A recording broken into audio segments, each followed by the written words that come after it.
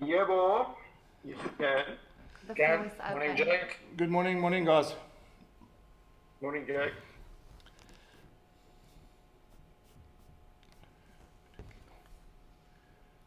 Okay, happy to start, and you guys are ready, eh?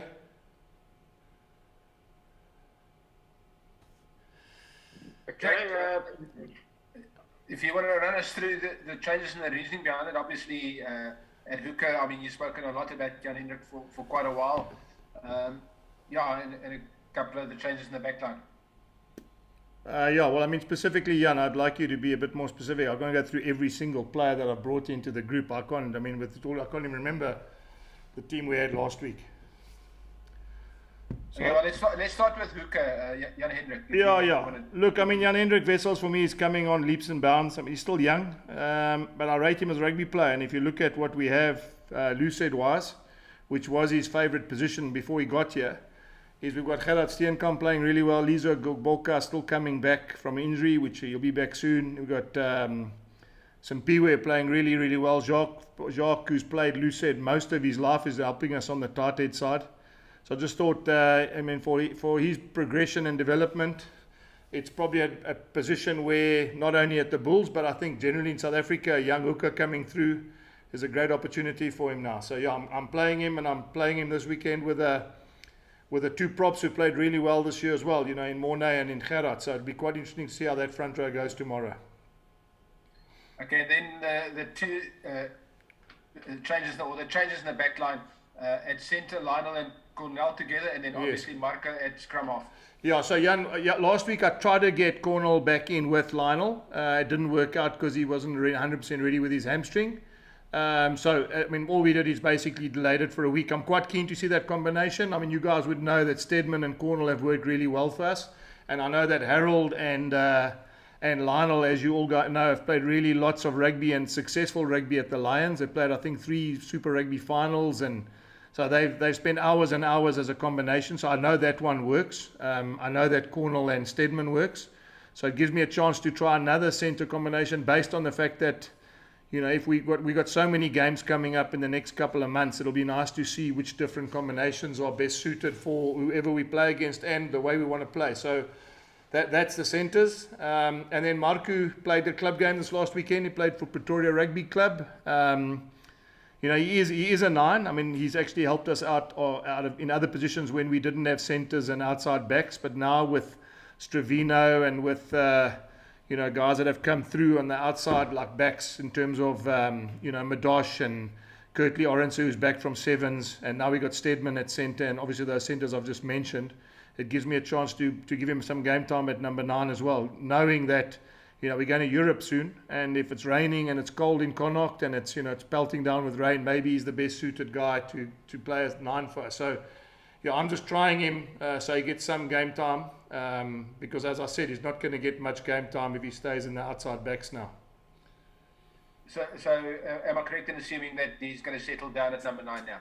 Yeah, probably young. I mean, as I said, I think with Harold and with Stedman and Cornell and you know, Lionel and obviously a guy like David Creel can play centre, and a guy like Stravina probably can also move into centre. So yeah, we're probably okay now in terms of our outside backs and you know, guys outside 9 and 10, which means that, yeah, that Marco can sort of concentrate on the number 9 role now. Jake, on the bench, you've managed to get Jacques Duplessis onto the bench, but I think a lot of people will be really interested to see Ruan Combrink there. Yeah. What do you like about him? And obviously you're confident that he's back to the levels that he was at 5 years ago when he became a Springbok.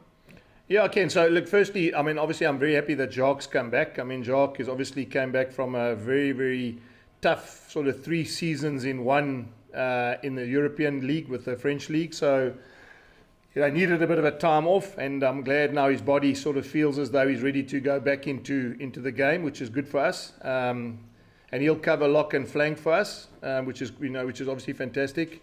And then Ruan, I mean, look, I must be honest, Ken. I mean, he hasn't played for a while. He's been out of the game, but he's got rugby in him. I mean, like I've seen enough in the small spaces and in the small time we've had him. You know, it was unfortunate. He was just coming into the group, and then he got COVID, and he was out for, and it affected him badly, probably out for a longer period than was expected. But he's now, worked hard, and now we're going to give him a chance and see whether or not he can slot into one of those, back three positions. I think, you guys know, I mean, you know Ken, he's a unbelievably talented guy, kicks with both feet, he's powerful when he carries the ball. And yeah, I mean, I'm expecting him not to be at his best. I mean, that's fair, he hasn't played for a while, but as I mentioned earlier, we've got a long season, and to get a guy like him who's a Springbok and he's played Super Rugby finals, etc., and have him on your bench, it's not a bad replacement to have waiting on the wings. Jake, just in terms of your loose trio combination, how's Marcel Coetzee doing? And then also Wjst Steenkamp, he's been impressive as a number 8, and that's been his position as a junior. But you've obviously moved Elric Low there, who previously played blindside. Are you happy that Elric is a better number 8 than blindside, and vice versa for WJ? Well, I feel like it's interesting, so I'll give you a bit of background quickly. So, I do think that Via played really well at number 8, and he has played most of his rugby at number 8. The interesting thing is the one game he sort of struggled the way we wanted to play was against SAA when he was at number 8. He got caught a few times at the back of the scrum. Okay, I know it was against the SAA side that, obviously very good players around there. So, and I just felt that, rather than mixing it all the time, 1 week 8, 1 week 7, 1 week 8, 1 week 7, for all of them, I might as well make a point where we back Elric as an 8. You remember that Jacques can cover 7, as I just said earlier, so there's nothing to stop us from putting Jacques on as a 7 flanker and trying that loose forward combination. And that might be one option that we could play going forward, is Jacques at 7, Elric at 8, and Arno at 6. So, that might be that. So that's just the idea behind that selection. And then Marcel should be ready next week, Ashfaq. I think, again, I mean, he's, we don't. He had a concussion, and I think you would all understand we don't want to play with that sort of injury. So, we're in the semi-finals next week. We know we're going to need him next week, so we'd rather make sure that we get him 100% ready for next Saturday. Jake, just in terms of you mentioned. Sorry. Yes. Jake, you mentioned the loose head dynamic at the moment. You have quite a talented group, an experienced group of loose heads at your disposal and stuff. And I know this probably might not exactly be a thing you have to worry about in the near future, but just what are your thoughts of Trevor's, move back to loose head in the national setup, because he pretty much left for national camp as your first choice tight head. Now he's arguably, the best loose head in the country, So just what have your thoughts been on sort of like that move, and how would it affect, your squad balance in future? Okay, Heinz. So, I mean, obviously, the fact that he can play both sides is fantastic. I mean, I think that, again, it's going to help us a lot. There, it's in itself, it just proves again what I was saying about Jan Hendrik. There, you've got Oxenchair, you've got now, you've got Stephen Kitsoff, who plays there. Then you've got Trevor, who's just moved to the loose head. So that list just continues to grow and grow and grow. And obviously, the time frame of Jan Hendrik wanting to get involved at senior level, and I'm talking about from a propping point of view, Heinz, is going to take a hell of a long time. So, and that's through no fault of his. There's some talented guys playing above him, and they're not going away. So, yeah, I that's why I'm pushing Jan Hendrik as a hooker. I think he's got a great future there. And in terms of the dynamic, I'm sure Trevor would want to play both sides. I mean, I think that's the versatility. And let's not forget that it's quite interesting, because I remember I coached the Ruan Smith and his brother JP Smith, where they were Paul Jim, and they ended up playing SA schools, and they came with me to the Brumbies, and they came with me to the Toyota Verblitz team. And when they were young, one was a loose head and the other one was a tight head, and now it's the other way around. One's a tight head and the other one's a loose head. So, who knows where it's going to end. I mean, I say that because Liza Goboka was a tight head. So when he first started in Eastern Province, he was a tight head. So maybe, we'll mix and match. Maybe 1 week we'll have Liza playing tight head and Trevor playing loose head. For me, it's just I suppose it's a blessing, and it's a great advantage to have when you've got front rankers who can play on both sides. Jake, just following up on that, on the tight head side, I mean, you must be really pleased. You had a really tough game last time out against the Pumas, and it was your set piece that really pulled through for you in that game. Yeah. Do you feel that was Morne Smith's best game in the Bulls jersey? I mean, he was outstanding. Yeah, look, I mean, he's developed, Ken. I mean, I had a meeting with him yesterday, one-on-one. I mean, I said to him, he's one of the most improved players we've had. credit to Russell as well. I mean, Russell's been working hard with this pack, and there's a lot of youngsters there. If you look at Gerard and you look at Jan Hendrik and you look at Simpiwe and you look at Mornay and Janku and Ruan, I mean, they're generally quite young, and Elrich himself is a young guy. So, yeah, I think Russell's done a fantastic job getting that pack going. I mean, we know it's far from where we want it to be. So, Ken, yeah, it was great for Mornay. I mean, I don't think the Pumas have been dominated at set piece like they were dominated by the Bulls the other day. I mean, they've been really, really good in the Currie Cup in terms of their set piece. So, yeah, it's a great boost for us. And as I said, the way that our props are coming through now, even our international props, like with Trevor playing both sides, things will be. I mean, we've got a lot of rugby between now and May next year. So we're happy and enjoying the fact that our front row and our set plays, it is part of our Bulls DNA. And when it is like that, it obviously gives us massive amounts of confidence. Jake, if I'm not mistaken, that... Yes, Ashfaq. Go for it, Nathan. Jake, yes. Jake, I hope your run in Seaborn Promenade was good. Looking forward, especially with the Rugby Challenge coming up. Do you feel satisfied with the depth of you have in your squad currently? We've seen many unions struggling with injuries and cover in key positions which form the spine of the team. Should we expect any additional signings happening in time soon? Yes. So Nathan, firstly, yeah, I mean, look, obviously coaches are never happy. They want more and more players all the time. So we are busy looking at some positions and trying to increase the depth in our squad, knowing that it's a long season and it's a completely different competition when we finish the Currie Cup. So, but what's nice is guys like Sintu Manjezi are nearly back to the team. Guy like Walt Steenkamp should be back, in the next couple of weeks. As I said, Marcel Coetzee is back. Ambrose Papier should be back by the time we start URC. All of a sudden, when you bring those sort of guys back into the squad, I mean, you can imagine some of them are Springboks, some of them are, seasoned senior players. So, hopefully when we kick off in 3 weeks' time, we haven't lost too many guys in the next 3 weeks in the Currie Cup. So at least we can start the URC with a fully fit squad that's ready to play. Jake, the Bulls are renowned for being the lock factory. Are we working towards a hooker factory now in your era? I'm saying this with regard to your eye for a hooker, so to speak. When you were coaching the Springboks, you were quick on John Smith. Yes. So would you enlighten us a little bit? Do you think that era is coming up for the Bulls? Well, I hope so. I mean, I would think that I'd like as many of these guys to become Springboks. At the end of the day, part of our job of coaching provincial sides is to make Springboks, and produce Springboks. So it's not just, I also think we're very lucky. Ruan and Janku Swanepoel, two young locks coming through as well.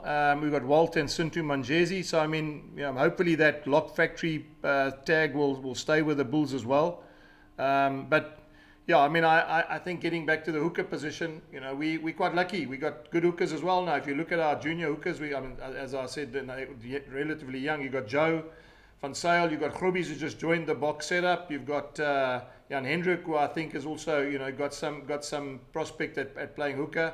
And then Skalke Rasmus, he was originally in the beginning of the year, he was in that green squad. I think when the green and gold squad played, he was selected by the national selectors into that sort of trial game as well, and then, as I said, we're very fortunate that we've got lots and lots of hookers in the Bulls, and what's nice is, when people say to me, but if you've got so many good hookers, what's the, is it not worth not having all of them? But I want competition. It's a long season. We want to make sure that we've got depth. One of the things I have learned over the years is that it's not just the 15 or the 23 you have, it's the whole squad of players that you have, because you're going to use your whole squad in a long competition, and and the more players that you feel comfortable can play at that level, the better it is for the group. Jake, I was asking about the backline. It's almost like you almost have your first choice backline in place for first time in a while, and I think it's the first time Goosen will be playing with Steedman and Cornell. Yes. So you're expecting a bit more from the backs, and you don't want a situation where you have to have a second half kind of rescue mission. Yeah, Ashfaq, look, I mean, it's quite interesting. I looked at the age of our team. So you look at the forwards, the 7 guys under 24, 25 years old. I mean, it's only I don't know that's older than 25. But then the backline, you got like a hell of a seasoned backline. Marco's an older player, Goosen's an older player, Cornell and Lionel older, Madosh older. So yeah, I think I'm looking forward to seeing how this backline plays. I mean, they've got some mileage under their belts. They've got some experience. They've been there. As I said, a lot of them have played high league rugby and have played at a high level in big games. So it's nice. It's nice for us to try a different combination. I mean, as I said, I know what I get with Cornell and Stedman. I know what I'm going to get with Harold and Lionel. It's nice to see how this backline with a new scrum off and 2 new centres.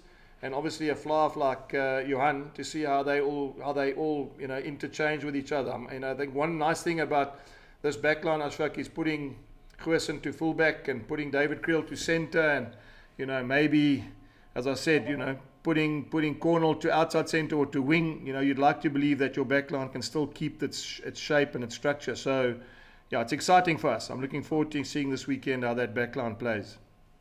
Okay, final question. Thank you. So, that one in, please. Hey, sorry. Jake, if I may ask, I mean, obviously the Cheetahs are out of the running. They got a bunch of injuries again and stuff. What do you expect of them, and what makes them dangerous? Yeah, look, I mean, I think that's probably what makes them dangerous, is that people don't know what to expect, and people, they can score 3-4 tries quickly, so. And sometimes when they're not got anything to play for, then they can really let the shackles off and they can have a go. And they've got players that can do that. So, yeah, I mean, I don't think. I mean, I'm an old school guy. I remember Free State playing Northern Transvaal, and you look at the Gerrie Germasizers and those guys. They were all massive games, And I've got no doubt that this will be, another chapter in Currie Cup rugby. And the Cheetahs playing the Bulls at Loftus. A reason for anyone to do well, for us to get a home final and semi-final, for them to beat the team that won the Currie Cup last year. So, there's a lot, there's never nothing to play for. I mean, I think people, this country realizes Currie Cup's massive, Jan, and I mean, I always wanted to stay like that. I always want to make sure that any provincial game, Free State versus Bulls, or as I said, Northern Transvaal against Free State, like it was in the olden days.